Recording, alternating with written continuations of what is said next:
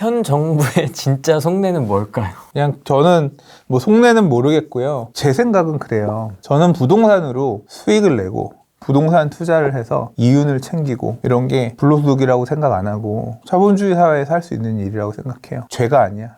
잘못이 아니야. 정당한 세금을 내고 차익을 누리면 되는 거고 합리적인 수준의 세금이 책정되어 있어야 된다고 생각해요. 근데 지금의 이 어떤 정책 기조는 부동산을 통한 소득은 불로소득이고 이건 철저하게 막아야 된다가 일단 첫 번째 명제예요. 여기에서 출발하기 때문에 나머지가 다 엉키는 거예요. 부동산을 샀는데 팔면서 소득이 많이 발생했다고? 그러면 양도소득세로 다 환수해야지. 다 이 차단을 다 막고 있잖아요.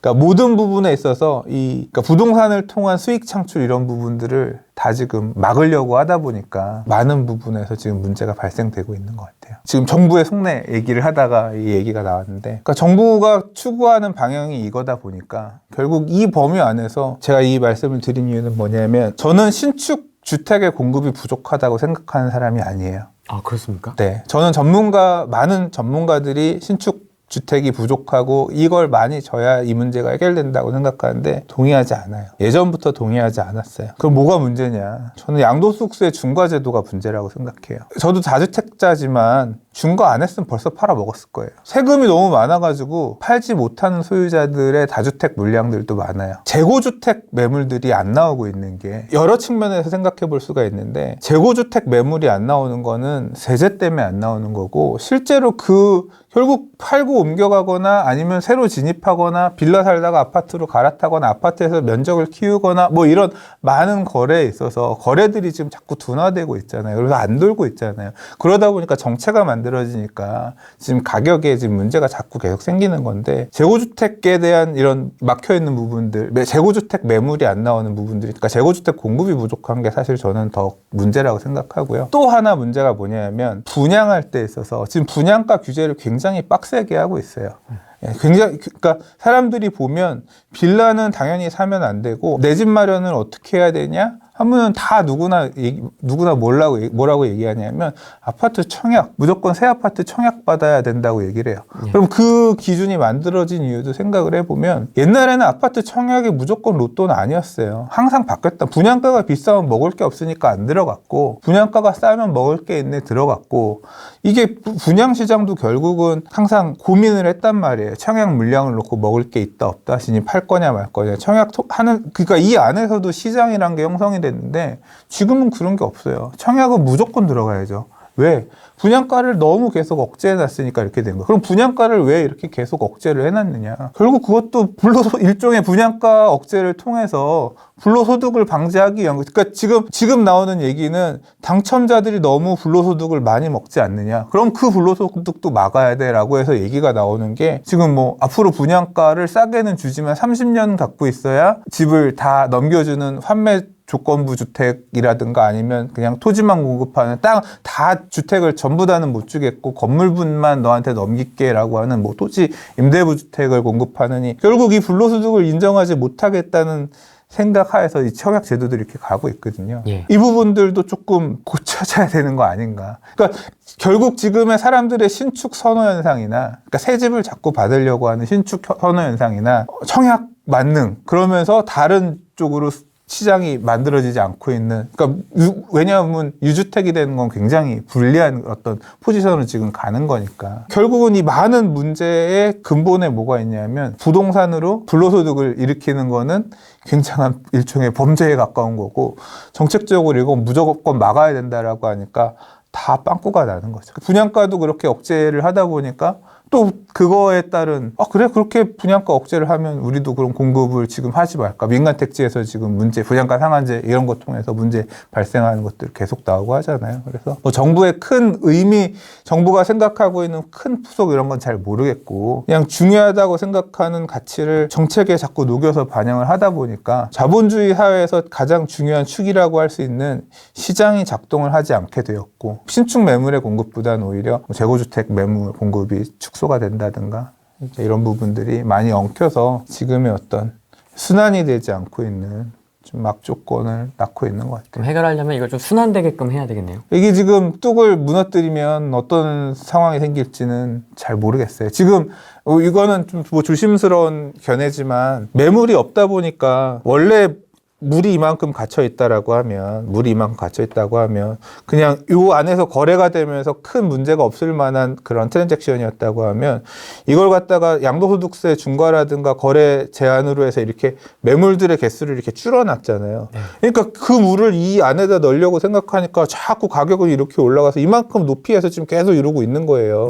근데 양도소득세라든가 어떤 이런 거래 규제, 거래의 비용이 증가하는 부분에 대한 걸 터서 다시 이만큼으로 만들게 되면 이론적으로 따지면 떨어지는 게 맞죠. 물이 이렇게. 예, 왜냐하면 그 매수자는 싸게 사고 싶은데 물건이 없어서 계속 이렇게 샀다고 하면 나는 그러면 조금 더 낮게 팔아볼까? 그러니까 물건이 더 앞으로 계속 나같이 여러 사람들, 왜냐하면 저도 지금 벌써 팔았을 거야 라고 얘기를 하는 게 쓰고 싶죠. 그러니까 자산 가치가 올라 있는 게 그렇게 뭐 해피한 게 아니에요. 그냥 재산 세금만 많이 나오고 일종의 숫자 늘어난 거지. 나도 팔아서 차익 실현을 해서 폼나게 차도 바꿔보고 싶고 쓰고 싶단 말이에요. 근데 지금 앞으로 몇 년이 더 될지 모르는 과세 기간 동안 이제 세금 더 내면서 벌 받으면서 계속 이 규제가 풀리기만 기다리면서 버티고 있는 사람이란 말이에요. 아마 그런 사람들 많을 거예요. 근데 그 풀리면 나는 그러면 많이 먹었으니까, 충분히 먹었으니까 요만큼 낮게 팔아도 될 거야. 요만큼 낮게 팔아도 될 거야.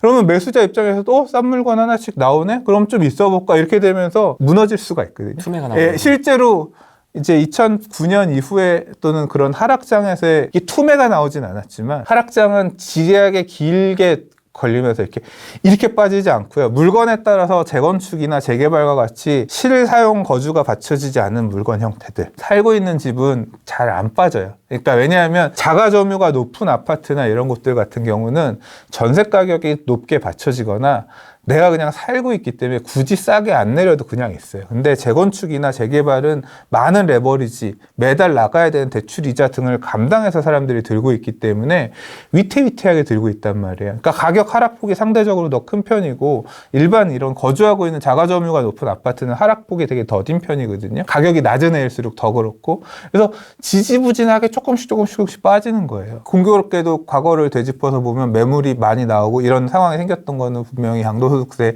중과에 대한 규제가 풀리고 그게 2008년 11월, 12월 그때였던 걸로 기억하거든요. 예, 그 이후부터 이제 매물들이 나왔던 거지. 이제 그거는 근데 뭐 이건 그냥 제가 그런 상황이 생기고 이렇게 해야 된다 얘기를 하는 게 아니라 그럴 수도 있지 않을까에 대한 가능성에 대한 측면이고요. 시나리오죠. 예, 그리고 사실 겁이 나기는 해요. 왜냐하면 저도 항상 그렇잖아요. 각자도생 얘기를 제가 많이 입에 달고 사는데 나만 아니면 돼. 나만 잘 빠져나오면 돼. 이런 거잖아요.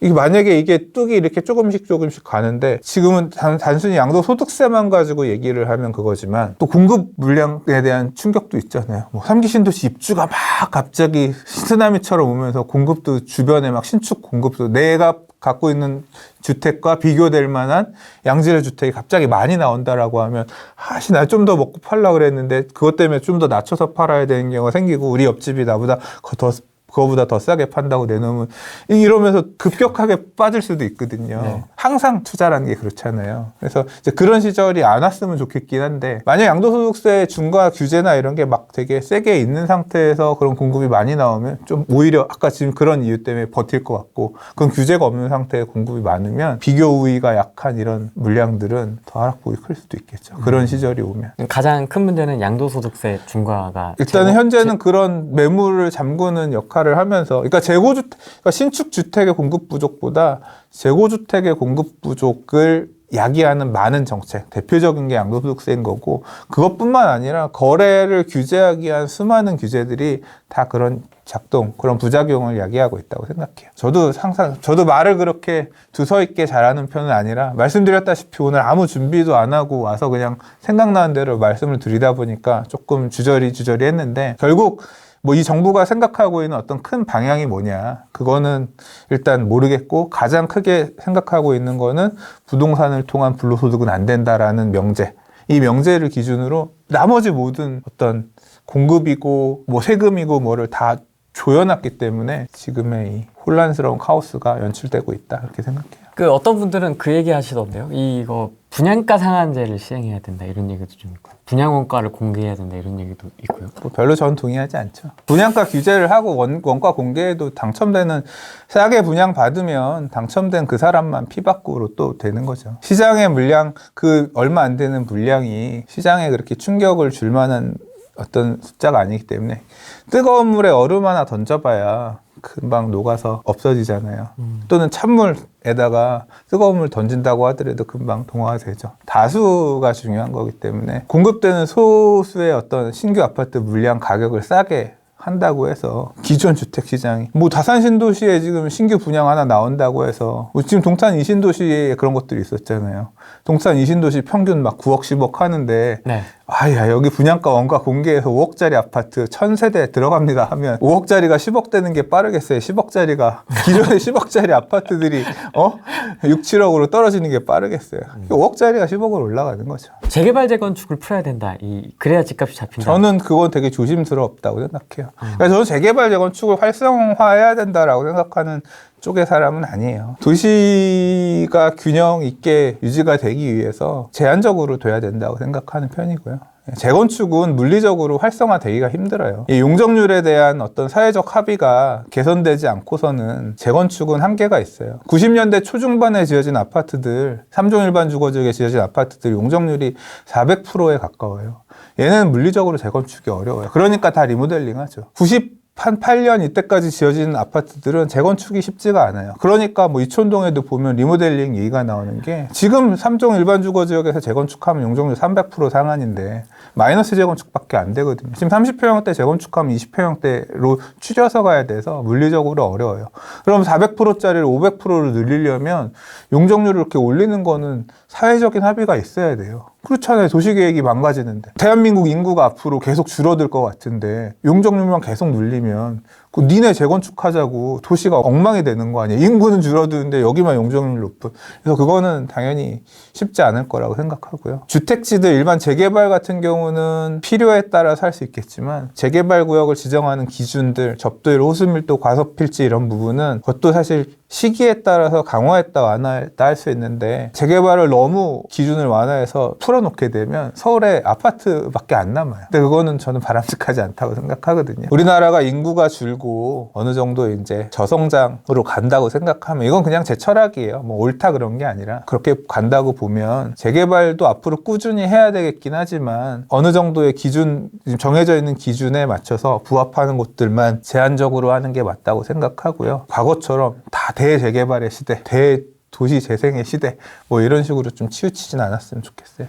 예, 재건축은 지금 90년대 초반 산 아파트들 정도까지 가면 얼추 일단락 될 거예요. 그러니까 용적률이 200% 초반대에서 지어진 애들. 그리고 오히려 90년대 넘어서 2000년대 초반부터는 다시 200% 초반대로 용적률이 조정이 됐거든요. 예를 들어 200 지금 뭐 한 30% 이렇게 지어진 애들은 300%까지 여유가 있잖아요. 이런 곳들 같은 경우는 1:1 재건축이든 재건축 가능하겠죠. 그래서 이제 그런 곳 정도들까지만, 그러니까 재건축은 계속 있을 수밖에 없어요.